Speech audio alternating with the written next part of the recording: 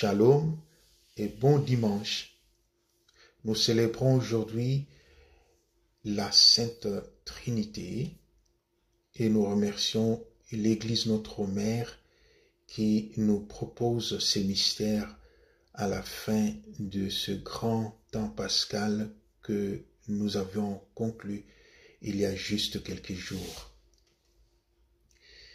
L'Église, bien entendu, prend l'exemple de la grande pédagogie du Seigneur parce que justement le Seigneur se révèle à nous petit à petit.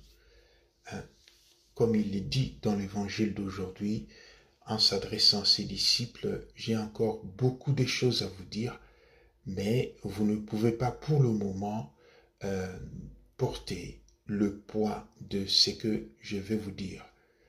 Mais je vous enverrai l'Esprit qui vous amènera à la vérité tout entière.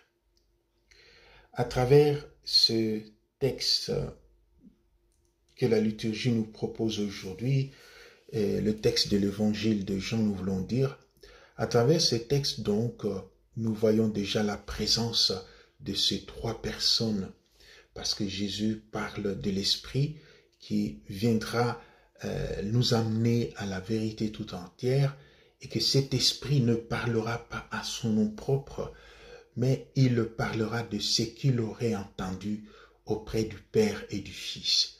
Donc, il y a ces trois personnes qui se distinguent très nettement dans le texte que nous propose la liturgie aujourd'hui et dans plusieurs textes qui parlent de la même réalité, surtout dans le Nouveau Testament.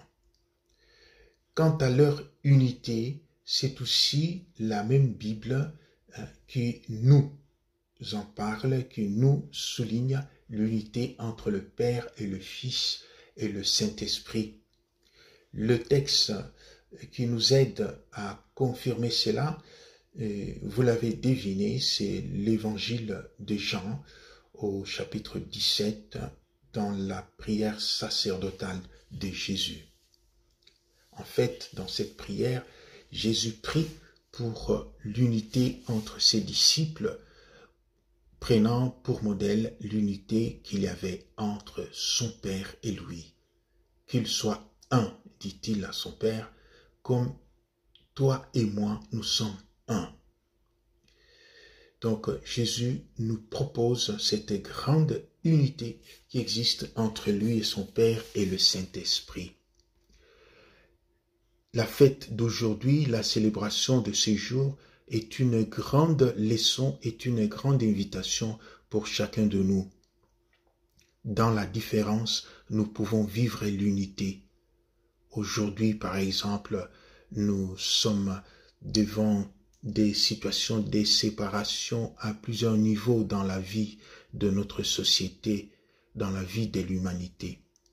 On se sépare pour des motifs de race, on se sépare pour des motifs de tribus, on se sépare pour des motifs de richesse, on se sépare pour tant d'autres motifs.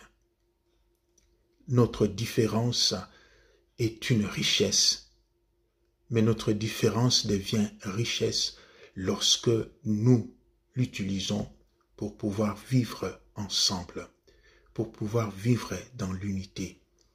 La Sainte Trinité, donc, est pour nous aujourd'hui une invitation à vivre cette unité, à chercher l'unité malgré les différences qui peuvent nous séparer.